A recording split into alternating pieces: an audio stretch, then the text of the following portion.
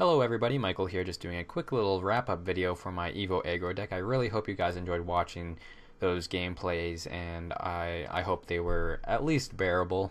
I am still learning, so definitely feel to leave some suggestions here and there. Again, thank you to Kevin for having me on his channel. Really fun thing to do, and I've never done anything like this before. I've never been a guest on someone's channel, so this is very big for me.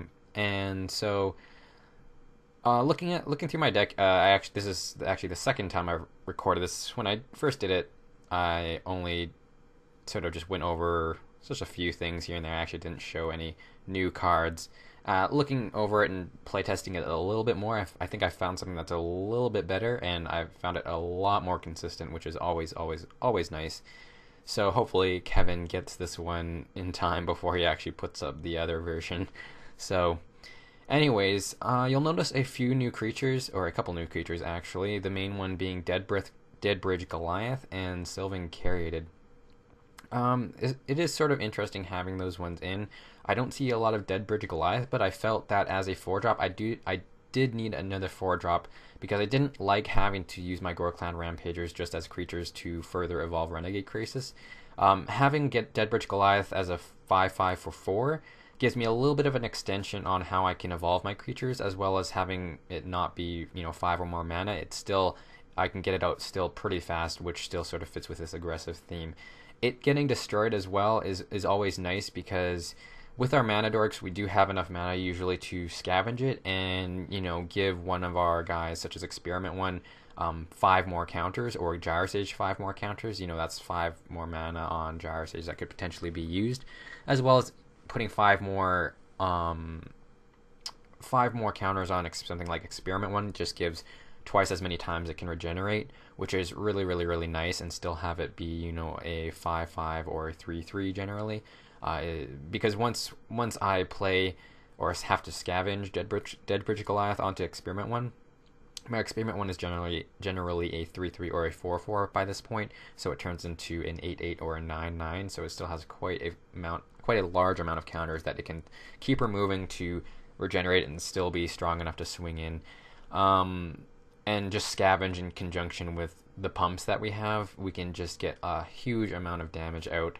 And if anything, Deadbridge Goliath is a 5/5 for 4, so it's still a very large threat that they have to deal with.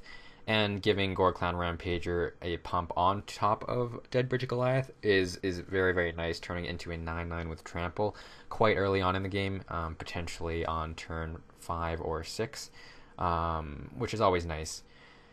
Then we are also switched out for Sylvan Caryatids. I felt that this deck was very inconsistent because it just was a little bit too slow.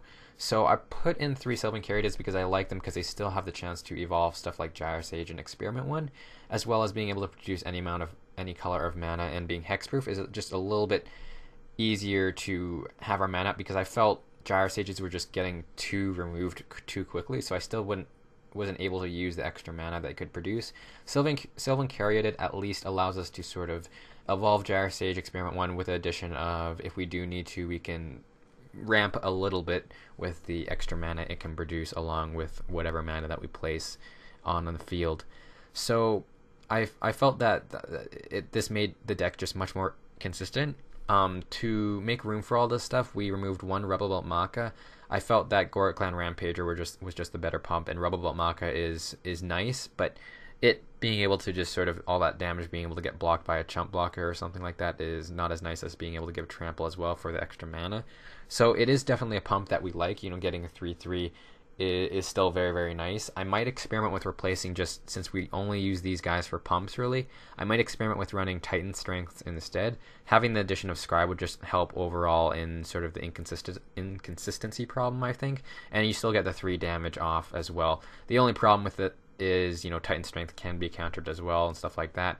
Blood Rush at least isn't a card that can be countered because it's an ability, so they actually have to have something to destroy the creature with to sort of counteract the damage, rather than sort of a negate or something like that. So I might experiment a little bit more with it, but right now having 3 of them is just fine.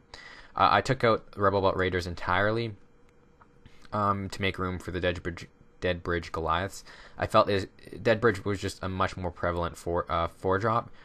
I felt Rebel Belt, while it can get quite big, it takes a full turn to actually get rolling, and it requires a lot of my creatures to be attacking to make it bigger. So if I don't want to attack with any of my creatures, it just attacks as a 4/4 because it just gets the +1/+1 by itself, which isn't really good.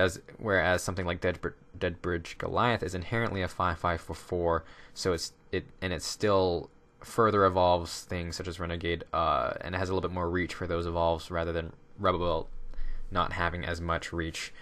And Dead Bridge just puts a much more threat than Rebel Belt does, I think. So I just felt it was a much better 4-drop. That's what pretty much I was looking for, was a better 4-drop for this position. And so far it's been working out amazingly. I really like Dead Bridge Goliath in this deck, and it just fits with overall everything. Getting more counters through Scavenge, just a big body for 4, and it also just helps in evolving.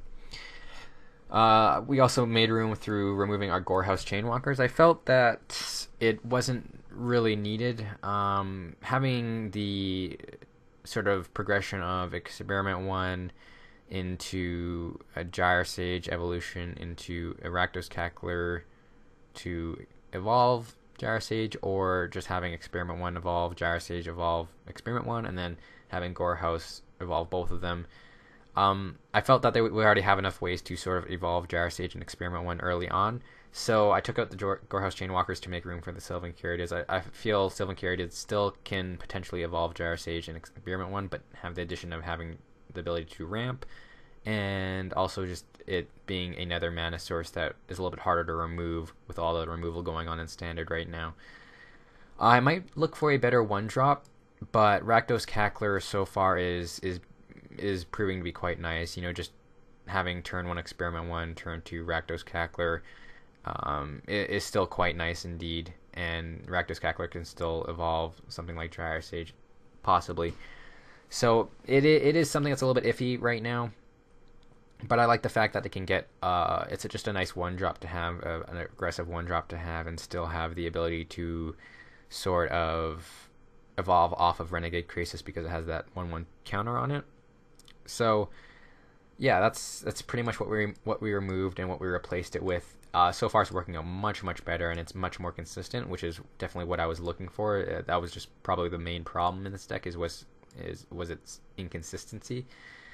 And then we have I took out Clan Defiance and we made it into a sideboard option just for those points where we needed to get rid of some flying creatures or something like that. I still might even just take it out entirely. I don't feel it runs too well into this deck. We do have our Bloods if we do need to sort of get damage to the player, and it can potentially be very strong. Having a Dead Bridge Goliath, and then slapping a Gore Clan Rampager on it, swinging in for 9 trample, and then right before the end of the turn, second main phase, I can cast a Blood and hit them for another 9 entirely into their face, or hit pretty much any creature that's on their board, because I can do 9 damage with that. So that's always nice to do. So that's why I don't think we really need Clan Defiance. I would prefer just trying to be able to beat them out before they get those really tough flyers out. But even something like Nightveil Specters we can get rid of with Gruul Charm. Desecration Demon's probably the hardest thing for us to handle. But if we can actually get going, we can generally just run over them with Gore Clan Rampagers or something like that. And they generally have to be left to block against this deck rather than being able to go on the offensive. So it's a bit easier for us rather than having to sort of take a lot of damage. We can be the aggressors with this deck, which is what we want. I removed 2 copies of Lightning Strike in the sideboard. I felt that just having a little bit of removal is nice, but I didn't feel like we needed a sideboard in 4 copies. I decided to make room for Peak Eruptions with playing a lot of Boros decks. I find Chain to the Rocks being a lot more prevalent in those Boros control decks and those Boros burn decks. So that's pretty much the main reason why we're using these, because having our creatures exiled is definitely not what we want. We definitely want them out there and beating down our opponent. So, and we also moved Mutant's Prey to the sideboard.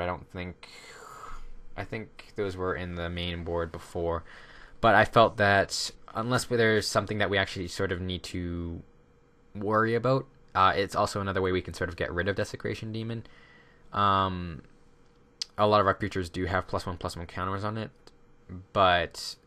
and we can always pump them up and then use Mutant Spray to fight them.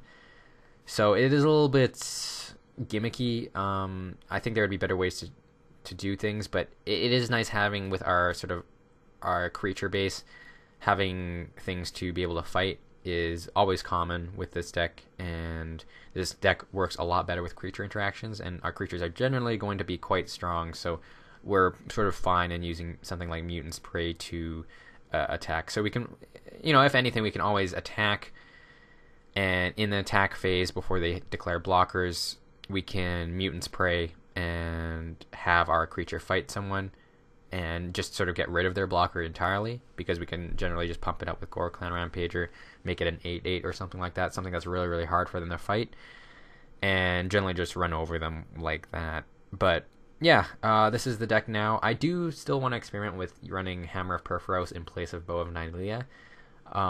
Just giving our guys haste would be extremely, extremely fun, and yeah, just that's pretty much the main reason why I want to run that. But right now, this is just a lot better than what it was before, and the Dead Bridge Goliaths are definitely proving to be nice Evolve activators and just overall a big body for us to play with. And the Scavenge is definitely nice later on in the game when we can sort of combine that with a Gore-Clan Rampage pump. So yeah, that's the deck. I hope you guys enjoyed all the videos, and I definitely hope you guys leave some suggestions for this deck, what you think would work better, what to make it more efficient. I definitely like sort of the evolution theme of it, as well as it being inherently aggressive. Just makes this deck really, really fun to play, and overall I'm really, really happy with this deck and where it's going. Hopefully Born of the Gods has some even more fun things we can use to sort of play around with this deck. But definitely thanks again to Kevin for having me on his channel. I definitely hope to be back in the future, and I hope you guys check out my channel as well. The link will be in the description below, I'm sure. I'll definitely be putting out more deck techs of my own on there as well, and some more gameplays in the future, as well as some video game related content and just sort of Magic content in general. It won't always be MTGO content, so I hope you guys enjoy those as well. But until then, have a great day, and I'll definitely talk to you guys later.